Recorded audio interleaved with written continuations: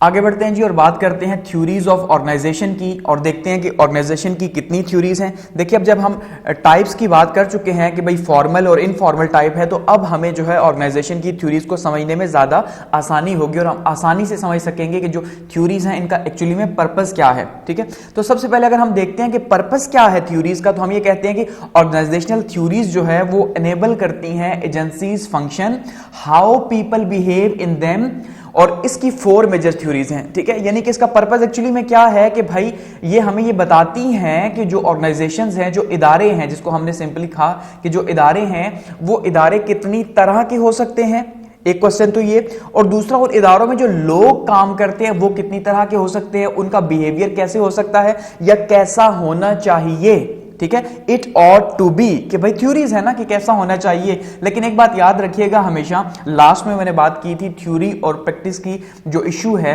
ठीक है, कि भाई प्रैक्टिकल में चीज वो नहीं होती जो थ्योरी के अंदर होती है। तो इसकी जो रीजन है, इसका जो सबसे बड़ी वजह होती है वो होती है थ्योरी और प्रैक्टिस के बीच का गैप, यानी जो एजम्पशंस होती हैं हर चीज को, हर जो थ्योरी होती है, क्योंकि वो लॉ तो अल्टीमेटली है नहीं, सिर्फ थ्योरीज हैं। तो जब थ्योरीज हैं तो लॉ तो एक होगा, 2 होंगे, तो थ्योरीज तो अनलिमिटेड हो सकती हैं। तो अल्टीमेटली फिर थ्योरीज के लिए कुछ एजम्पशंस होती हैं कि अगर ऐसा होगा तो ये होगा।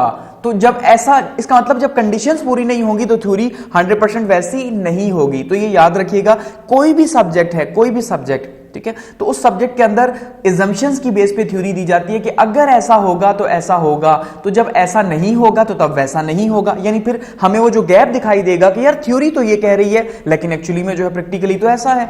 ठीक है, तो वो जैसे आपने देखा मीम्स बनी हुई होती हैं कि रियलिटी वर्सेस एक्सपेक्टेशंस, तो वो इसी वजह से रियलिटी वर्सेस एक्सपेक्टेशंस हैं कि जो एक्सपेक्टेशंस हैं वो अल्टीमेटली क्या हैं, वो एजम्पशंस पे बेस करती हैं, लेकिन जब एजम्पशंस नहीं होती तो रियलिटी डिफरेंट हो जाती है। तो ये थोड़ा सा फर्क है। ठीक है, तो इस वजह से 100% थ्योरी कोई भी जो है वो काम नहीं करती, क्योंकि वो थ्योरी है।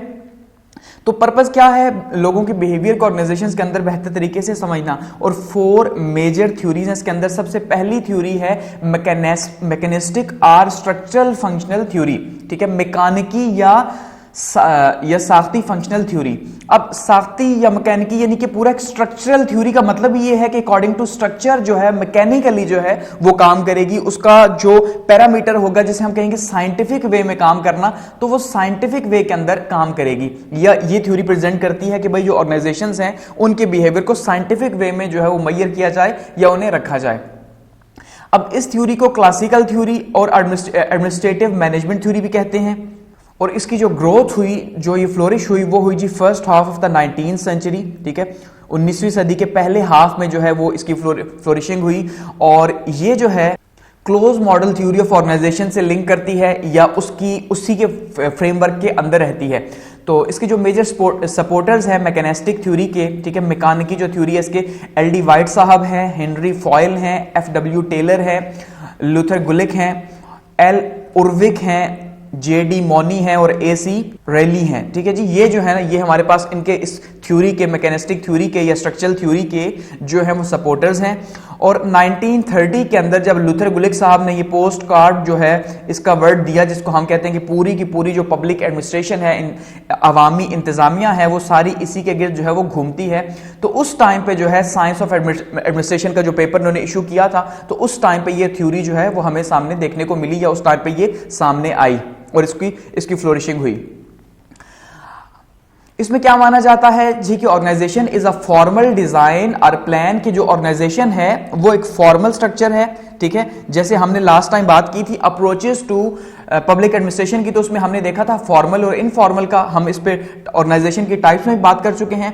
तो जो फॉर्मल है उसमें ज्यादा जो जोर दिया जाता है किस बात के ऊपर, मटेरियल्स के ऊपर दिया जाता है, और साथ में जो काम की टेक्निक्स हैं उनके ऊपर जो है ज्यादा जोर दिया जाता है। जो इंसानी रवैये हैं उनको ज्यादा इसमें इंपॉर्टेंस नहीं दी जाती। तो यहाँ पे हर चीज जो है वो मैकेनिस्टिक थ्योरी है। तो अल्टीमेटली जब हम कहते हैं मैकेनिकी तौर पे कोई चीज काम करती है तो वो ड्रॉन पैटर्न के तहत काम करती है। भाई पहले ये, फिर ये, फिर ये स्टेप्स के अंदर हर चीज जो है वो डिवाइड की हुई सिस्टमैटिकली काम कर रही होती है। Drawn by organization engineers certain well understood principles, कि ये जो थ्योरी है ये ऑर्गेनाइजेशन के जो इंजीनियर्स हैं या जो टॉप लेवल के दिमाग हैं, ठीक है, उन्होंने ड्रॉ किया किस चीज के ऊपर जी, कुछ सर्टेन प्रिंसिपल्स के ऊपर, के इन्हीं प्रिंसिपल्स के ऊपर जो है ये मैकेनिकली जो है वो चलेगी। अब इसमें 2 assumptions होती हैं जो मैं आपको ऑलरेडी बता चुका हूं कि assumptions जो हैं वो बहुत इंपॉर्टेंट होती हैं किसी भी थ्योरी के अंदर, किसी भी सब्जेक्ट के अंदर। अगर उसे हमने 100% चाहते हैं कि वो वैसे ही रिजल्ट आए तो फिर उसके लिए assumptions को हमें पूरा करना ये कंडीशन है, लेकिन ऐसा नहीं होता, इसीलिए जो है हमें थ्योरी प्रैक्टिस का डिफरेंस दिखाई देता है। तो assumption पहली क्या है, body of a scientific principles organization can be spelled out, कि सबसे इंपॉर्टेंट चीज क्या है कि साइंटिफिक प्रिंसिपल्स के तहत जो है वो चीज को फिर चलना चाहिए, ह्यूमन बिहेवियर उसके अंदर इंपॉर्टेंट नहीं होगा। दूसरी चीज क्या है, जो पर्सनल्स हैं जो वहां पे काम करने वाले हैं जिनको हायर किया गया है, meet the requirements of preconceived plan, कि जो हायरिंग है, लास्ट टाइम भी बात की थी कि जो एक ऑर्गेनाइजेशन है या इदारा है, उस इदारे के अंदर अगर आपने ये कहना है कि मैकेनिकली जो है वो काम करे, साइंटिफिकली काम करे, तो उस इदारे में आपको पहले वीएन डिसाइड करना है और उसके डिपार्टमेंट्स को आपने डिवाइड करना है। हर एक की जॉब को पहले जो है, जैसे बिजनेस एग्जीक्यूटिव समरी भी समटाइम आप कहते हैं, तो वो जो प्लान है उस प्लान के मुताबिक फिर हमने हायरिंग करनी है। ठीक है जी, हमें कौन सी ब्रांच में कौन सा स्टाफ चाहिए, कितने लोग चाहिए, किस तरह उनकी एक्सपर्टीज होनी चाहिए, क्या क्या उनका जो है वो तजर्बा होना चाहिए, तब जाके ये थ्योरी प्रॉपरली काम करेगी। अदरवाइज ऐसा नहीं होगा। यानी जो स्टाफिंग है, जो काम करने वाले लोग हैं, वो रिक्वायरमेंट्स को मीट करते हों जो पहले से प्लान का हिस्सा होंगी। ये 2 assumptions हैं। ठीक है, और ये 7 प्रिंसिपल्स के ऊपर बेसिकली ये थ्योरी खड़ी है। इंटीग्रेशन के ऊपर खड़ी है, चेन ऑफ कमांड के ऊपर खड़ी है, लाइन ऑफ अथॉरिटी के ऊपर खड़ी है, स्पैम ऑफ कंट्रोल के ऊपर खड़ी है, कोऑर्डिनेशन के ऊपर खड़ी है, डेलीगेशन के ऊपर खड़ी है और डिसेंट्रलाइजेशन के ऊपर खड़ी है। अब इनको 1 by 1 हम आगे जब बढ़ेंगे, ठीक है, ऑर्गेनाइजेशनल प्रिंसिपल्स को जब हम डिस्कस करेंगे तो वहां पे इनको डिटेल से हम डिस्कस करेंगे कि ये क्या है। ठीक है, तो बिलीव्स ऑफ द थ्योरी क्या है, अगर आप हम देखते हैं कि इस थ्योरी के फीचर्स क्या है मैकेनिस्टिक थ्योरी के, तो सबसे पहला जो बिलीव है इसका क्या है जी, ऑर्गेनाइजेशन फॉर्मल एडमिनिस्ट्रेटिव स्ट्रक्चर है। पहली बात तो ये है कि कोई भी इदारा है वो क्या है जी, उसका जो स्ट्रक्चर है वो फॉर्मल है और created certain principles achieve to the objectives, कि वो जो इदारा है उसको क्रिएट किया गया कुछ मकासद के हुसूल के लिए। ये बात याद रखनी है, क्योंकि यहां ऑलरेडी assumptions में हम ये कह चुके हैं कि हमने पहले प्लान बनाना है, मकासद का तयन पहले करना है, फिर हम, क्योंकि जब हम ये कहेंगे कि भाई हम ये इदारा बना रहे हैं हॉस्पिटल, ठीक है, अस्पताल बना रहे हैं, तो जब हमें ये पता है अस्पताल बना रहे हैं तो अल्टीमेटली हमें क्या चाहिए, वहां पे नर्सेस चाहिए, डॉक्टर्स चाहिए। ठीक है, इसका मतलब वहां पे उसके हिसाब से लैब्स चाहिए। लेकिन अगर हम अस्पताल के लिए स्कूल का स्टाफ भर्ती कर लें या एक जनरल लोग भर्ती कर लें तो फिर क्या होगा, फिर assumption पूरी नहीं होगी। तो समझाने का मकसद ये है कि इदारे का जो है मकसद होगा तो उसी के ऊपर जो है ये काम करेगा। स्ट्रक्चर कंसिस्ट हियरार्किकल लेवल्स, ठीक है जी, इदारा जो होगा वो हियरार्किकल लेवल के ऊपर एक के ऊपर एक के ऊपर अब एक, जिसको रिस्पॉन्सिबिलिटी होगी और अथॉरिटी साथ में होगी, डिफाइंड अथॉरिटी एंड रिस्पॉन्सिबिलिटी। ठीक है, ये पहली इसकी जो है वो बिलीव है। सेकंड क्या है जी, एफिशिएंसी मोस्ट इंपॉर्टेंट वैल्यू है ऑर्गेनाइजेशन की, क्योंकि मैकेनिकल है तो लाजमी बात है, जब मैकेनिकल है तो उसके अंदर हम क्या चीज जोर करेंगे, एफिशिएंसी के ऊपर ही देंगे कि उसमें हमने जो रिजल्ट्स हैं उनको बहुत ज्यादा फोकस करना है फॉर्मल वे के अंदर, क्योंकि हमारा एंड गोल जो है एफिशिएंसी किससे मैयर होगी, एफिशिएंसी काम से मैयर नहीं होगी बल्कि एफिशिएंसी रिजल्ट से मैयर होगी। अगर एक बंदा कहता है मैंने 10 घंटे काम किया, 10 घंटे काम करना इंपॉर्टेंट नहीं है, बल्कि इंपॉर्टेंट क्या है कि उसने रिजल्ट क्या अचीव किया, क्या जिसके लिए उसने काम किया वो पर्पस अचीव हुआ। तो एफिशिएंसी जो है वो रिजल्ट से लिंक करेगी, मोस्ट इंपॉर्टेंट वैल्यू होगी ये इदारे की। और जो पार्ट्स हैं वो सब डिवीजन्स के अंदर डिवाइड होंगे ऑर्गेनाइजेशन के, ठीक है, और जो अरेंज्ड होंगे, यानी इदारे मुख्तलिफ होंगे, जाहिर बात है उसके अंदर एक ही इदारा है तो वहां पे डिफरेंट जो है वो सब डिवीजन्स होंगे, लेकिन वो आपस में जो है वो इंटर रिलेट कर रहे होंगे काम के लिए, उसको बेहतर तरीके से अंजाम देने के लिए। जैसे एक मशीन है तो अल्टीमेटली उसका जो असेंबलिंग यूनिट है वो मुख्तलिफ लोग हैंडल कर रहे हैं, कोई जो है वो टायर को बना रहा है और जोड़ रहा है, कोई जो है वो इंजन के ऊपर काम कर रहा है, तो ये इसी तरह से काम करेगा। थर्ड क्या है जी, डिजाइन इज प्राइमरी, जो इसका स्ट्रक्चर है, क्योंकि हम इसको नाम ही दे रहे हैं स्ट्रक्चरल थ्योरी, तो अल्टीमेटली जो स्ट्रक्चर है या जिसको हम कहते हैं ढांचा जो है वो प्राइमरी है। उस प्राइमरी ढांचे के अंदर जो है पर्सनल्स को हमने करना है, वहां पे स्टाफिंग करनी है, फिटेड टू द रिक्वायरमेंट्स, जो एजम्पशन के अंदर भी हम बात कर चुके हैं कि वो लोग हायर करेंगे, वो स्टाफ हायर करेंगे जो कि रिक्वायरमेंट्स को मीट करेगा, ठीक है, ऑफ द स्ट्रक्चर, उस स्ट्रक्चर के अकॉर्डिंगली। आगे बढ़ते हैं। अच्छा, नंबर 4 पे क्या है जी, स्ट्रक्चर ऑन 4 बेसिस। ये जो स्ट्रक्चर होगा, जो हमने कहा जो ढांचा बनाएंगे, इस ढांचे के लिए क्या चीजें होनी चाहिए, ये 4 चीजें होनी चाहिए। सबसे पहली बात, पर्पस दे सर्व, कि मकसद क्या है, सबसे पहली चीज क्या है जी, मकसद होना चाहिए।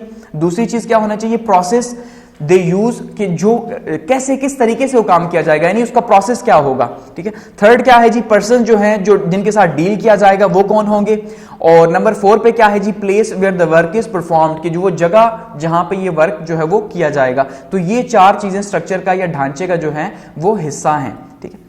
अच्छा, नंबर 5 पे क्या है जी, डिस्टिंक्शन बिटवीन लाइन ऑपरेटिंग और एक्टिविटीज, स्टाफ एडवाइजरी एक्टिविटीज। अब लाइन और स्टाफ का यहां पे सिंपली मतलब समझ लीजिए। लाइन का मतलब होता है वो लोग जो आगे फील्ड के अंदर काम कर रहे होते हैं, उन्हें हम कहते हैं वो लाइन वर्कर्स हैं। ठीक है जी, लाइन में काम कर रहे हैं क्योंकि वो फील्ड के अंदर, इदारे के अंदर काम कर रहे हैं, यानी इदारे का हिस्सा है। दूसरा, स्टाफ या एडवाइजरी वो होते हैं जो उन्हें वहां पे एक तो एडवाइस करते हैं, दूसरा वो सिर्फ वहां से भर्ती करके भेज सकते हैं या उनकी ट्रेनिंग जो है वो करके भेज सकते हैं, लेकिन उनका अमल दखल आगे नहीं होता लाइन के अंदर या ऑपरेशंस के अंदर। वो ऑपरेशंस करने वालों को ये नहीं कह सकते कि आप ऐसा करें, ऐसा ना करें, ऐसा, क्योंकि ऑपरेशन का जो है वो उनके इख्तियार अपना है लाइन वालों का। लेकिन स्टाफिंग वो है, जैसे हम कहते हैं जी स्टाफ कॉलेज है, फलां स्टाफ कॉलेज है, उसका क्या मतलब है? उसका मतलब है सिर्फ वो एडवाइजरी है या वो ट्रेनिंग दे रहे हैं, लेकिन उसके बाद जो फील्ड का काम है वो तो लाइन का है, वो ऑपरेटिंग है। ठीक है, तो ये डिफरेंट होने चाहिए। अच्छा, नंबर 6 पे क्या है जी, formal relationship in an organization ignores, informal को इग्नोर किया जाता है यहां पे। तो जो फॉर्मल रिलेशनशिप है उन्हीं को रखा जाता है। आए बैठे काम किया चले गए, आए बैठे काम किया चले गए, कोई जो है वो गपशप नहीं, कोई बातचीत नहीं, कोई जो है वो इमोशंस के ऊपर बात नहीं। तो मतलब इनफॉर्मल, जो हम लास्ट टाइम बिहेवियरल थ्योरी की हमने बात की थी, जहां पे इनफॉर्मल को ज्यादा इंपॉर्टेंस दी जाती है, यहां पे इनफॉर्मल को इंपॉर्टेंस नहीं दी जा रही।